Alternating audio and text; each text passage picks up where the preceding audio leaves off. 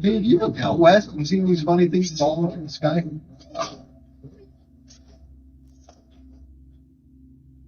Walk out your door and look to the west. There's these funny blue wings falling from literally from the sky. There's been about 3 of them or 4 of them falling. Look what I can see in the sky right now. What the f is that?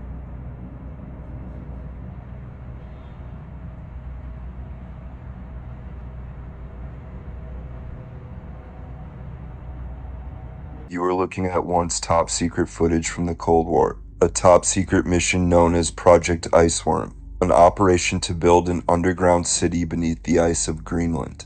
Under the cover of Camp Sentry, a public science base, utilizing diesel-powered streams of hot water, engineers cut long trenches into the ice, arched them with steel roofs, and then buried the whole grid under packed snow, concealing an entire hidden underground town with prefabricated buildings, corridors, and support spaces designed to house roughly 200 personnel. Power came from a PM-2A portable nuclear reactor, with the purpose to enable a second strike capability in the case of an ICBM launched by the Soviet Union at the US. According to official reports, the reactor was removed and by the mid-60s, the base was abandoned. With recent news, it's not hard to wonder if Project Iceworm 2.0 is underway. Celebrities are using liquid crystal technology to be able to shapeshift and change. That's the claim of this YouTuber whose name is Offshoot1008, and he does some amazing painstaking work. His belief is that there is a technology that they use in their hair and they put on their skin, and that essentially allows them, a bit like a chameleon, that's how chameleons are able to change. So it's a real thing. These reptiles are already doing it. So if we took it a step further, why wouldn't a reptilian race have the ability to shapeshift as well using this liquid crystal technology?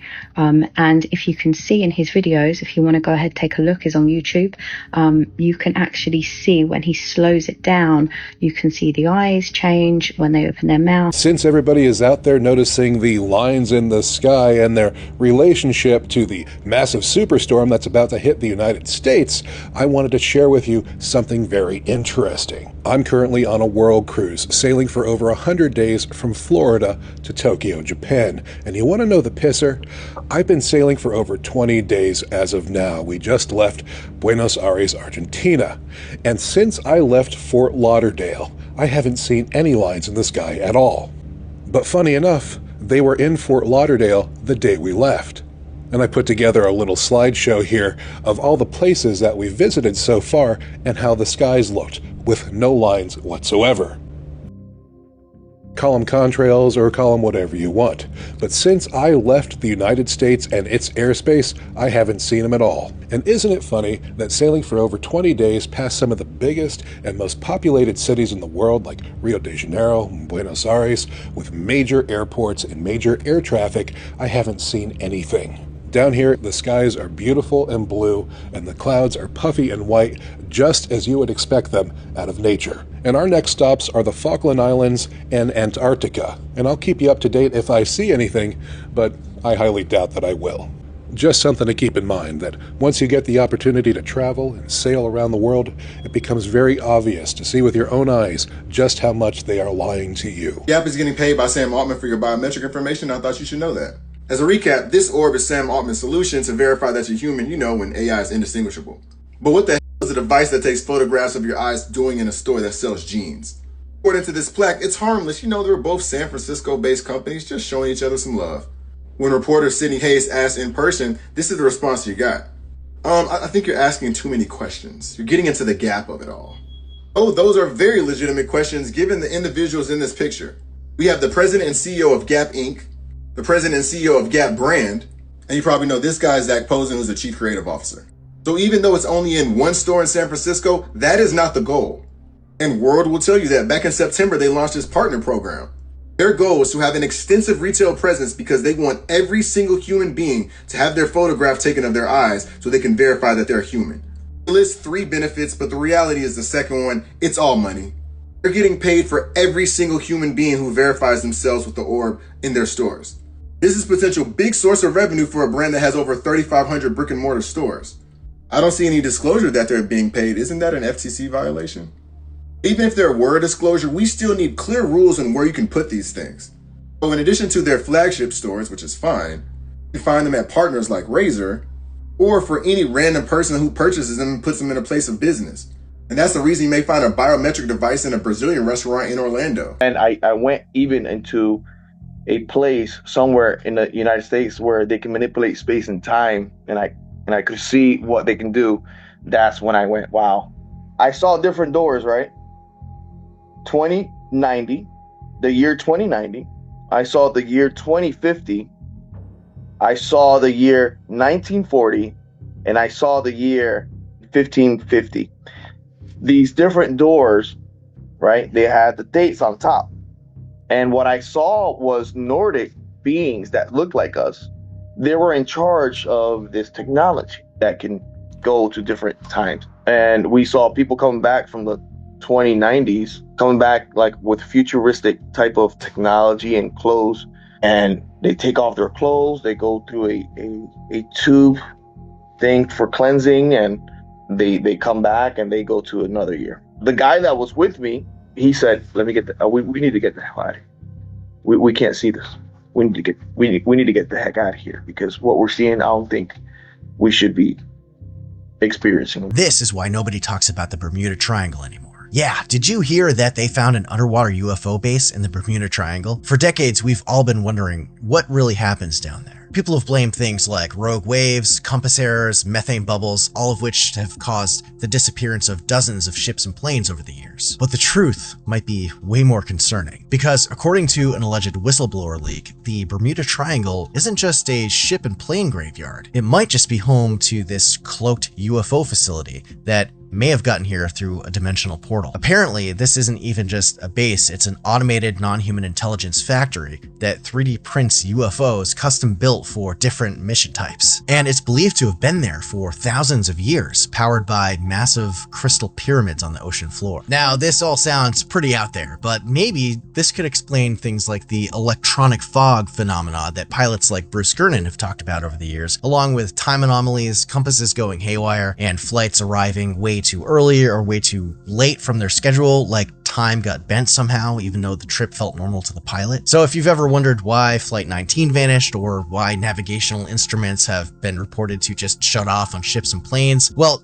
the leak claims that this facility has this automated defense perimeter, meaning that if you get too close, you either get vaporized or pulled through some kind of dimensional wormhole. Oh goody! And if this story is even half true, well, the military probably knows exactly where it is, and they're trying to either communicate with it or keep it contained and covered up. I'm often asked, are there aliens among us? And I'll say that I am one, but... Or you're from the future. They don't believe me. I think if anyone would know if there are aliens among us, it would be me. We have 9,000 satellites up there, and not once have we had to maneuver around an alien spaceship. So I'm like, I don't know. Bottom line is, I think we need to assume that life and consciousness is extremely rare, and it might only be us. And if that's the case, then we need to do everything possible to ensure that the light of consciousness is not extinguished. The way I view it is, the image in my mind is of a tiny candle in a vast darkness, a tiny candle of consciousness that could easily go out. And that's why it's important to make life multiplanetary, such that if there is a natural disaster or a man-made disaster on Earth, that consciousness continues. That's the purpose of SpaceX. A guy named Shanman on here caught this in Laredo, Texas on a trail cam. Prepare yourself.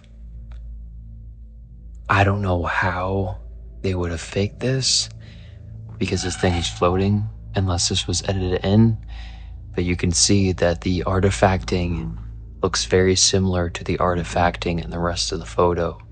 It doesn't look like it was edited. You can see this thing has black wings and what looks like goat hooves. So is this a fallen angel? Let's take a look at its face. Now I just want to be straight with you guys. this is not a joke video. Like, I'm not making this as a joke. This is horrifying. And it kind of looks Egyptian in a way, don't you think? For some reason. It's almost like this thing has been here for a very, very long time. Like it was awoken from a tomb. Here's where it gets wild. There are alleged connections between these deep underground bases. Supposedly, there's a network of high-speed maglev trains running through deep underground tunnels, connecting these domes and others across the country. Some people claim that you could travel from the East Coast to the West Coast in just a couple of hours using this secret subway system. Apparently, it's not just in the US. There are reports of similar facilities all over the world, like the Pine Gap facility in Australia. Officially, it's a joint defense space research facility, but there are theories that it goes miles deep into the earth and houses advanced alien technology. Thing is, with the boring technology that we have today, creating these vast underground networks isn't just possible, it's practical. Companies like Elon Musk's The Boring Company have shown how quickly and efficiently we can dig tunnels. That's just the tech that they're showing us. Imagine what kind of advanced boring machines might exist in classified military projects. Now, some of you may think that this underground boring tech is some new, cutting-edge stuff, but the crazy thing is, people have been dreaming up and even trying to build these underground machines for over a century. In 1904, there was this guy named Pyotr Raskazov, who was from Moscow, who designed what might have been the first underground self-propelled combat unit. Fortunately, his designs got lost during World War I, only to pop up later in Germany. So I've been waiting for somebody to point this out, and now I'm just tired of waiting. So a lot of weird things have been reported about the Denver airport, and you probably heard about most of them. They have that scary horse statue. The airport itself's way too big. They went $2 billion over their $2 billion budget. There are a bunch of crazy apocalyptic murals. There are those gargoyles all over the place. And there's a bunch of underground tech that's supposedly inoperative. In addition, it's been confirmed that there are a number of facilities deep underground that no one is allowed access to. Some with some very ornate gold leaf architecture that connect into the vast underground tunnel system out there. But here's what I want you to look at. It's the dedication capstone of the airport. Now ignore the Freemason symbol, which I'm sure you've seen before, and look 4 lines below that where it says, "Thanks to Martin Marietta Aeronautics," because I think this is one of the most interesting portions of this capstone and the whole lore associated with the Denver airport. Now, if you didn't already know it, Martin Marietta is a military-industrial complex company that manufactures top-secret and above top-secret space technology and operates multiple programs and facilities that you will likely never hear about, ever. Back when I used to visit Martin Marietta facilities, you had to have weeks worth of paperwork to preclude your visit, and you had to have a top secret clearance to even step inside the building and get past the security desk. To give you a clue about how deep these guys are into secret space technologies, the Martin in Martin Marietta is the same Martin of Lockheed Martin, whose director of their top secret skunk works once admitted that we had the technology to take ET home. Now, to be clear, I cannot talk about anything I saw or experienced inside a Martin Marietta facility, but I can wonder openly why a civilian airport would be connected with one of the most top secret space technology companies in history. Could the Denver International Airport someday be unveiled as the first spaceport that processes extraterrestrial traffic? The first public-facing spaceport, anyway? Here's the thing. It doesn't really matter. Regardless of all the evidence that's piling up that aliens live here on the planet with us, which is coming in daily now that everybody has a video camera on their phone, even when disclosure happens, you're not gonna meet any aliens. Far as you know, unless you step outside a regular communication channel. This is the collider, okay? I don't understand why they're spending $200 on this stupid thing. This is the current collider, LXC, in Switzerland, and now they're going to build a bigger one. And you see how big it is, right? What are they trying to do here? Are they really trying to figure out particle physics? Maybe, maybe not. Alright, guys, Jacob Frank. What Jacob Frank tells us is there are different dimensions, okay? And another dimension is Big Brother, who's a friend of his, but he's stuck in his dimension. He's trying to come to our dimension, but he needs our help. So what's certain particle accelerator trying to do, right? Is it really trying to discover particle physics, or is it really trying to break the dimensions, like they did with the nuclear bomb? You understand? People believe the nuclear it was really about creating an interdimensional portal for Big Brother to come into. And now people are saying, is it possible the CERN particle accelerator is trying to bring in these interdimensional demons to our world to conquer us, to enslave us? That would make a lot more sense than particle physics, okay, guys? If you enjoyed today's video on Anonymous Official, leave a like and subscribe if you haven't done so already.